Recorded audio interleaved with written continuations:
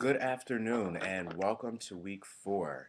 Last week we looked at modernisms in American poetry, and this week we are going to look at modernisms in American fiction.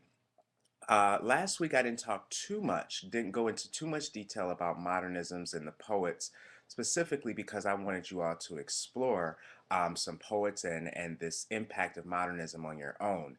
But this week I just wanted to make a couple of comments about modernism and make a couple of connections between what you were reading last week to what you will read this week with some of the authors.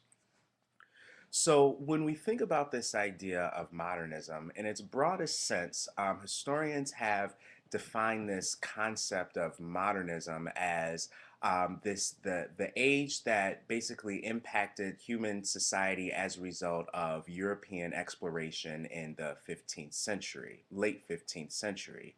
So historians look at the beginning of the modern period, locate the beginning of the modern period all the way back to that point.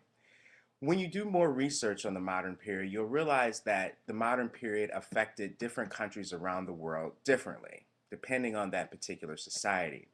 So when we think about modernism in terms of the American context or the US context, we want to think about a time period that takes place in the late 19th century. We want to look at, around the time of Reconstruction, late 19th century, all the way up into the beginning of the 1960s. So when we move on to the next unit, we're going to be talking about a time known as postmodernism. So when we think about this time, we want to think late 19th century up until the 1960s, and some of the most identifiable time in modernism in American culture would be between the World War I and shortly after World War II. When we think about some of the influences and how modernism influenced the literary landscape in particular, we want to think about, and your book talks about how in the artistic movement we had this rise of Cubism. So we look at Picasso's work, and this idea of Cubism basically meant that you studied the object, the actual, it's all about the object and the subject. And this idea of taking the subject apart to rebuild it back up. It's not about just painting the landscape anymore, but more so deconstructing that object and rebuilding it, examining the parts of that object and how each part goes into the larger whole. T.S. Eliot, one of the poets that you guys read last week, had that same approach to literary analysis.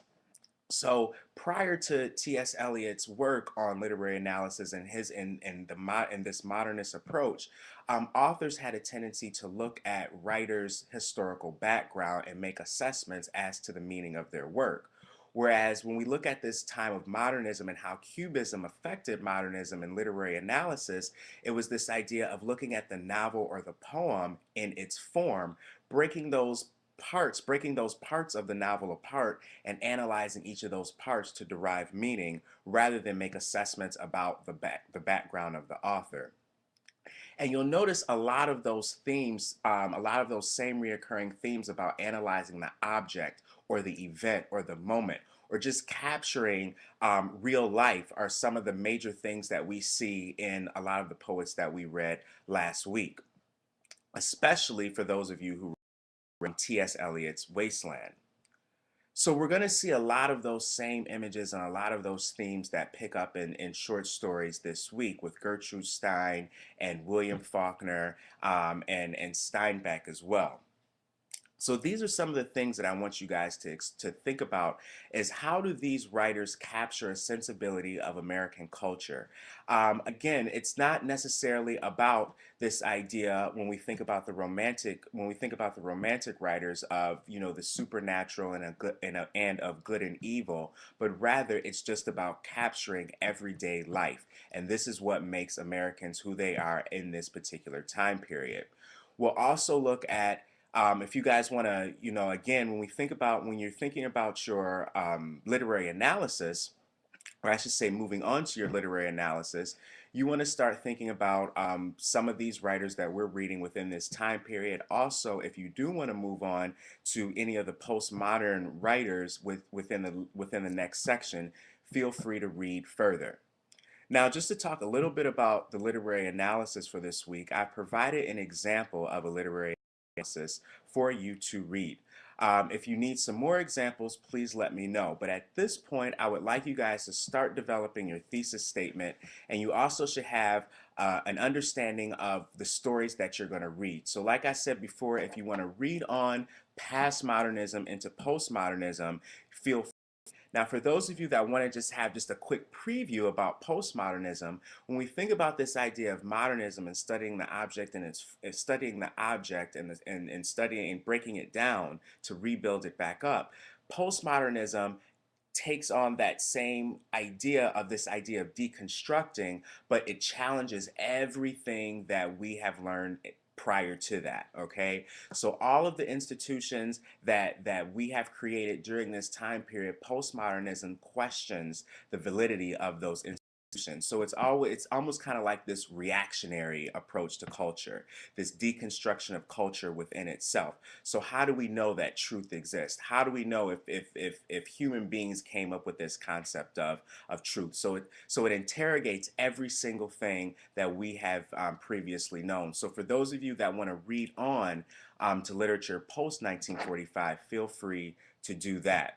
So those are some of the things I want you guys to think about this week. Again, I want you to go ahead and develop your thesis statement and also develop the works the works that catch your interest. So you should have an understanding of what it is you're going to say about these particular works. And also, again, feel free to, make sure that you look at the assignment sheet. I'm sorry, make sure that you look at the sample essay. And I also want to remind you that there will not be a response assignment for week because I want you guys to focus on your literary analyses. However, you will have multiple posts for American Identity's Facebook for this week. So I put the questions in the email. So if you any questions, and I'll make sure that everything is posted on American Identities. I'm going to have you guys just think about some of the things that you read and reflect on some of those things that you read. Also, feel free to use the American Identities to brainstorm about your topics and get feedback on your topics. Also, if you want to go ahead and send me a rough draft, make sure that you give me ample opportunity before the deadline to send me a rough draft to look at your literary analysis. So, make sure you don't send me your literary analysis on the night before the due date, a rough draft, and hoping me to give you feedback before then. So, those are a few things about modernism that I want you guys to think about. Again, think about this idea of how these authors try to capture a sensibility of American culture. And this time, a lot of these authors are writing post World War I, prior to World War II. So how American culture has been affected as a result of World War I and a lot of this global conflict that's going on at this time, how American culture is being affected as a result of the Great Depression. So there's so many things that, you look on your timeline, look at how these American authors were, like I said before, not necessarily examining the ideas of good and evil, but rather just trying to capture a sense of the American landscape at that time period. Um, Again, keep working on your literary analysis. If you have questions or concerns, please let me know. Please send me an email, and I will see you all in cyberspace.